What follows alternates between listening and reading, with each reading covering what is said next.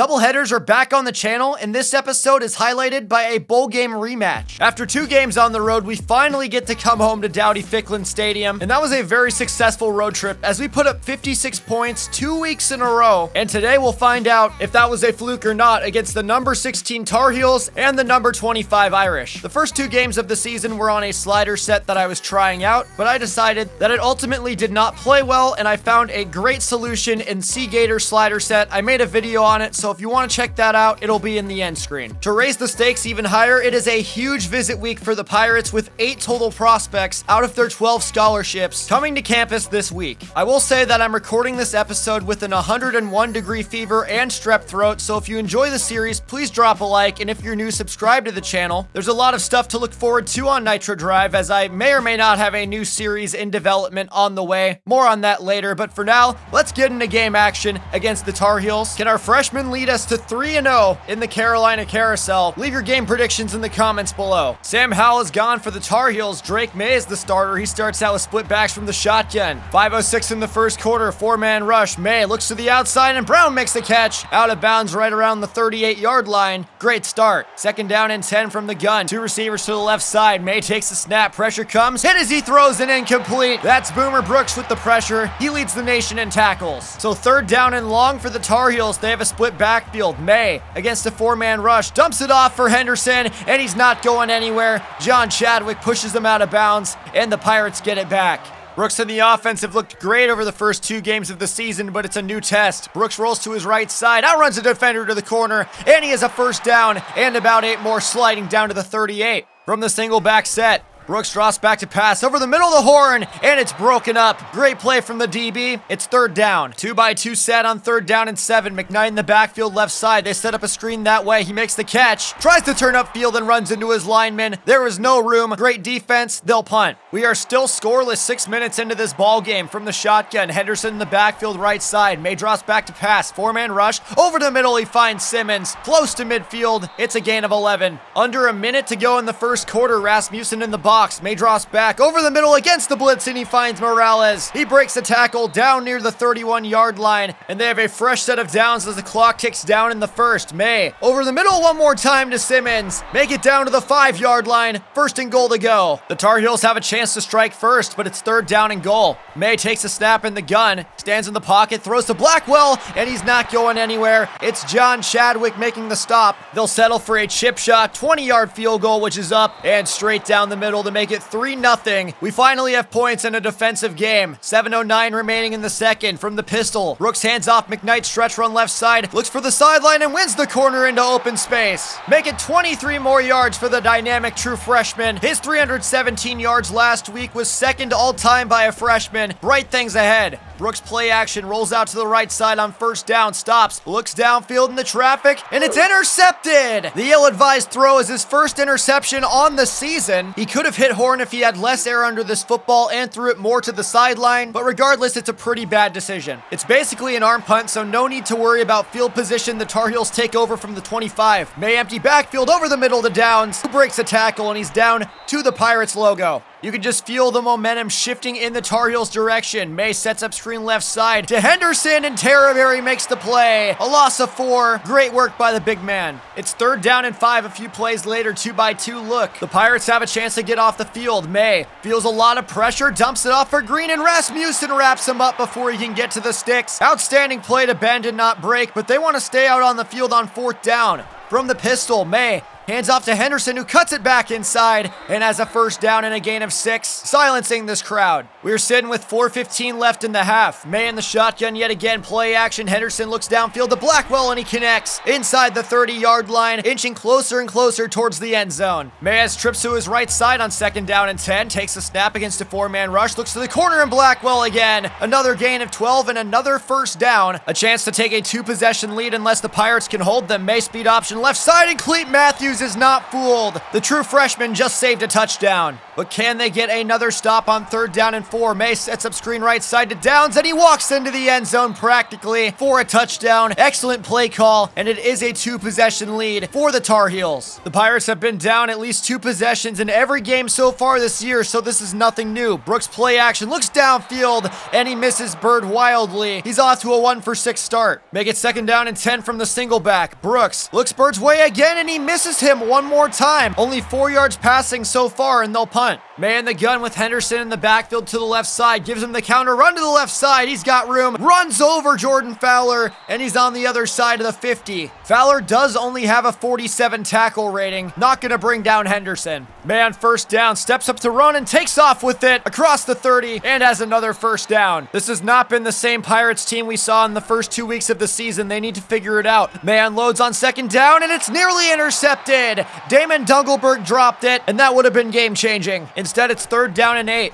May from the gun yet again, floats this one to the outside, has a man, it's Blackwell for the 3rd time today. He's inside the 10, make it 1st and goal. Can we hunker down and get a stop? 1st down and goal. May, read option right side, Rasmussen can't tackle him, and he spins his way into the end zone for a touchdown. This Pirate ship is sinking fast. The Pirates need to score in 81 seconds, but if Mahomes can do it in 13, they should be okay. Barry stands back to return the kick about 2 yards deep, left side of the 15-20. He finds a lane down the left numbers, and there he goes into open field, and Taj Scary Barry has 3 kick return touchdowns in 3 games and puts the Pirates on the board yet again. MVP on the team is between him and Trevor McKnight. They've been absolutely unbelievable, but they left Drake May with under a minute to score. He lobs this one underneath, and Downs hauls it in, makes a man miss, and he's out of bounds after another 1st down. Make it 44 seconds left in the half. May against a 4-man rush underneath the Blackwell, who's on the run for 13 more. A few plays later, it's 2nd down and inches. May against a 4-man rush, slides right in the pocket, throws to the sideline, and somehow Downs hauls it in. I don't know how that wasn't intercepted, but it's 2nd and 10, 16 to go. May throws to the end zone for Simmons, and he's wide open for a touchdown. The Pirates had no answer for that methodical end of half drive, nor have they had an answer for the Tar Heels all game long. With 8 visitors coming in, there's a lot of players to cover. We'll get to 2 of them in this episode. The first being wide receiver Tavarian Jennings. He combines plus athleticism with solid hands, which is a great combination that we could throw into the rotation moving forward, although he may not start year 1. He's a little rough around the edges, needs a little bit of work, but his ceiling is wide receiver number 1, very similar to where Christian Horn is at right now. We'll introduce another prospect in the second half of the Notre Dame game, so be sure to stick around for that. Brooks in the offense starts out with the football from the I formation, handoff right side McKnight. He gets a block around the edge, 1st down and more. There he goes out to the 50, to the 40. He's got 1 to beat down the sideline, and he's got a need for speed, reservations for 6. A career-long 78-yard touchdown, and Trevor has done it again and cuts into this North Carolina lead.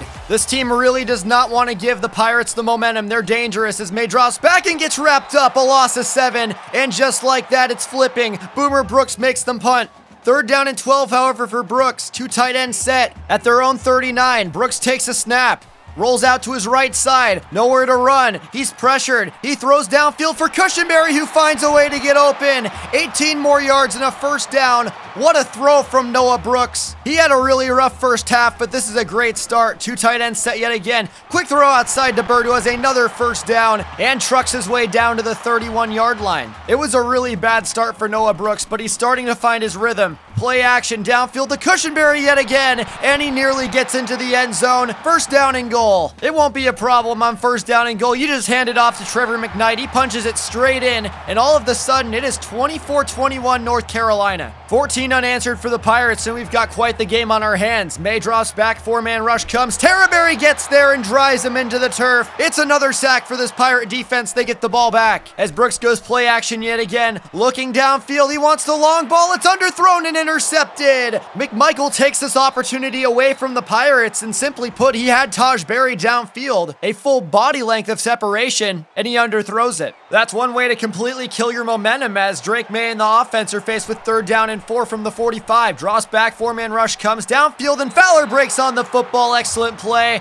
and the Tar Heels will punt. It's another chance for Brooks in the offense. Faced with 2nd and 10 from the pistol stretch run, McKnight. He's not going anywhere. That's a loss of 4, and we will start the 4th quarter of action with one of the biggest plays of the game. Split backs. Brooks rolls to his right side. Has to throw on the run to Barry, and he misses him just barely. And another missed opportunity for the Pirates. This defense has been bailing them out. Can they do it one more time? 3rd down and 11. May drops back in the pocket. Pressure comes off his back foot, across his body to Green. He goes up to get it and breaks a tackle. He's in open space, and are you kidding me? The Pirates' reaction is everyone. They have a 1st down with 6:30 to go, up 3 points and a chance to add more. May from the shotgun gives off Green right up the middle, and this defense is showing their fatigue. They start to run this clock a little bit. 2nd down and goal. May split backs, flips outside to Green, and he walks in for a touchdown. Once again, a 10-point lead after the Pirates blew any chance of coming back.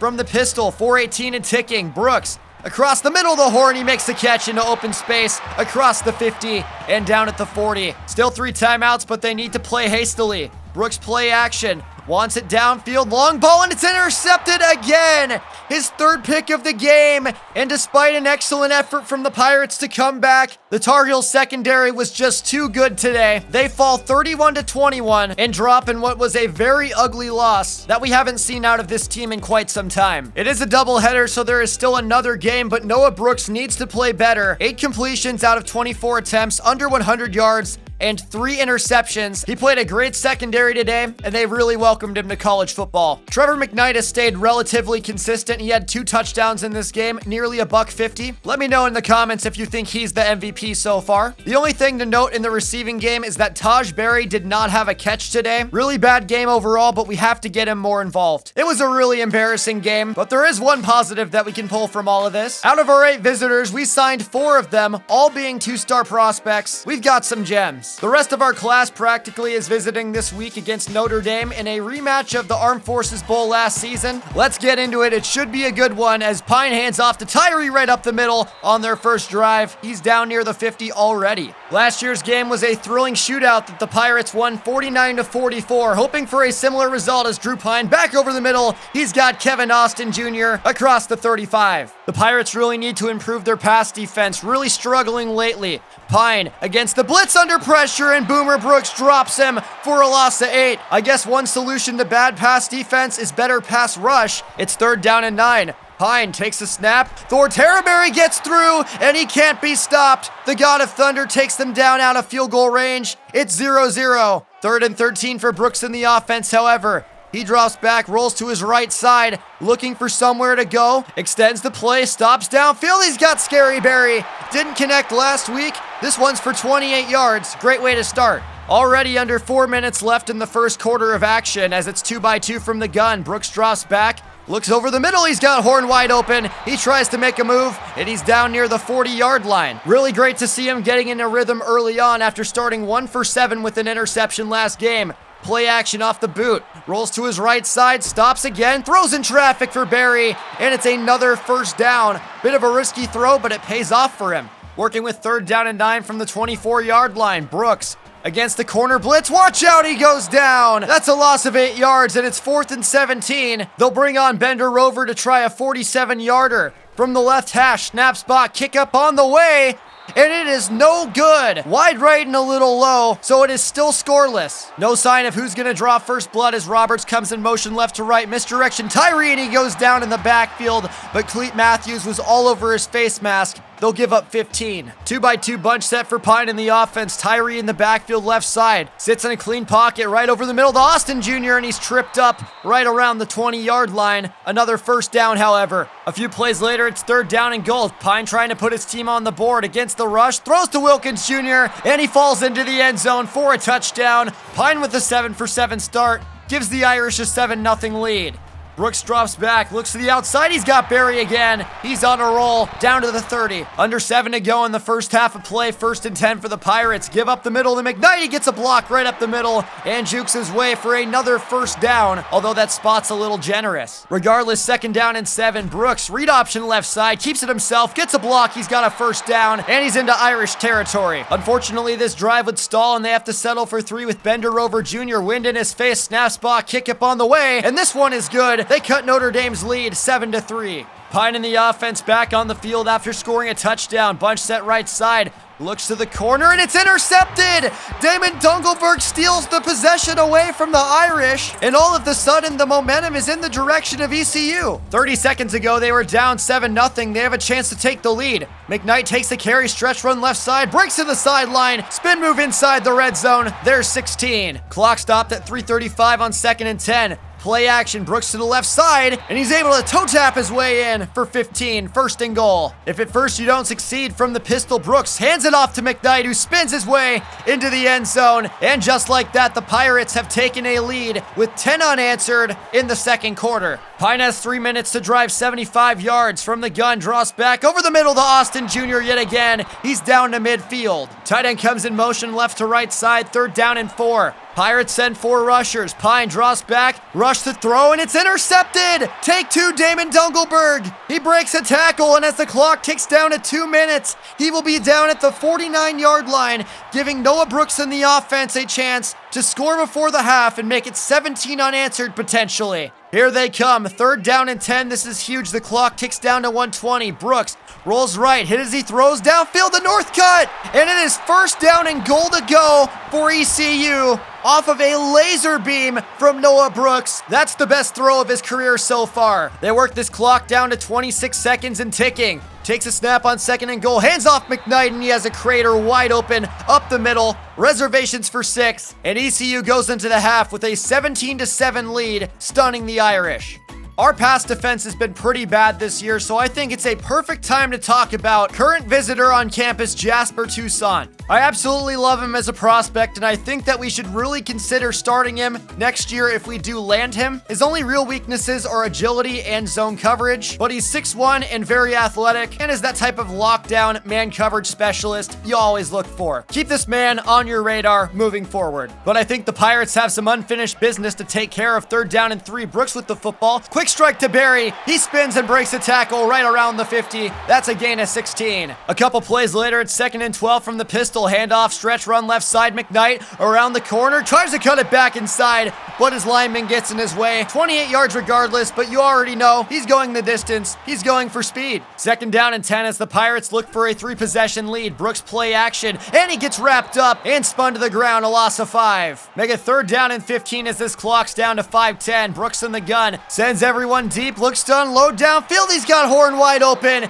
into the end zone for 29 yards. The freshman to freshman connection still alive and well. ECU has blown this open with 24 unanswered. Pine looks for a gasp of air, pitches right side to Tyree, who gains 10 and can't even gain a first down off of it. Make it 3rd down and inches. 56 seconds to go in the 3rd. Pine read option left side. Chased by Riley, who can't make the tackle, but trips him up inside the 30-yard line. The Irish are continuing to eat the clock on this drive. 2nd down and 3. Pine against the 4-man rush over the middle to Lenzi, who breaks a tackle from Fowler, and he's into the end zone for a touchdown. A very manageable 10-point game going into the 4th quarter. The Pirates can halt any of their momentum with a big drive. Brooks drops back, throws downfield. Berry, that's one way to do it. Across the 50, the 40, and tripped up at the 37-yard line, already into Irish territory with 1 play. Time to feed Trevor. Counter run left side, bounces off of his lineman, and still picks up a first down off the scamper. They would work 4 more minutes off the clock after this play, and go on to settle for a field goal with Bender Rover Jr. to make it 2 for 3 on the game. And there wasn't much hope for Notre Dame after that. They did score a touchdown at the very end of the game in garbage time, but that does not add anything to this video. ECU dominated today. No chance of a Notre Dame revenge game in this one. A much better contest for Noah Brooks, throwing 65% of his passes for 265 and a score. It was McKnight's worst game on the year, but he still scored twice. After no catches in the last game, Taj Berry led the team in receiving with 6 for 130. Christian Horn also had a touchdown, and we absolutely terrorized the Irish up front today. A total of 6 sacks, 3 coming from Thor Terraberry, and Dungelberg's 2 picks were huge for us. We got 3 more commits after that win, including wide receiver Tavarian Jennings, who I covered in the first prospect spotlight. Looks like we have to wait a little longer on Jasper Touissant, but we're in good shape. We're winning games, we're recruiting well. What else could you possibly want from this team? Remember that a simple click of the like button goes a long way to helping out the channel. If you're new, remember to subscribe and leave your feedback on the series in the comments section below. This will conclude another episode of my East Carolina Pirates Dynasty here on College Football Revamped. My name is Jack. Thank you for watching. I'll see you next time. Thank you to Patreon supporters Carrie Spell, Christian Horn, Yeti Eddie, Jordan, Ibrahim Bashir, Jonathan Chadwick, Caden Bjornstead, and Dalton Jett.